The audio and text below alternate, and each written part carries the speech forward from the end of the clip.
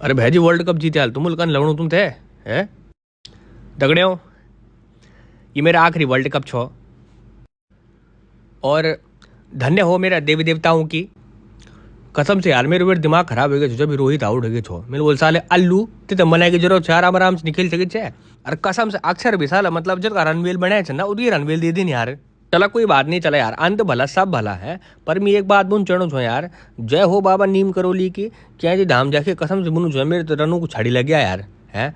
अब बाकी तो बोल छो मेरे दिन में चल रहा तुम है। अरे मेरे बोल छो यूं तो यार कि सबको सब चल जाए यार एक फूड्स ट्रैवलर कर दिया अब आराम से खाते पीते आराम जानते फिर यार। और पता वो दिन भयंकर लड़ाई भी हुआ लड़ाई भाई ऋषभ पंता बानो बुनू बल्ला में तो लोकल आ रही छो बल मिल क्या देर बल पैसे बल ट्रैवलर का और पैथर भटी आ गया पांड्या अरे यूं गया लड़ाई आता बीच में बल केएल राहुल छोड़ू आ बला अर्ता बल सब बल ये थे पेल दिया बल केएल राहुल थे चक्कर में लिया साहब तो बात पहुंच गया सुनील शेट्टी में दिन भरी चनुरा है अतः हम प्लान कैंसिल ही कर दिया हम लोग साला है अतः मैं चल गया अकेला है कैंची धाम।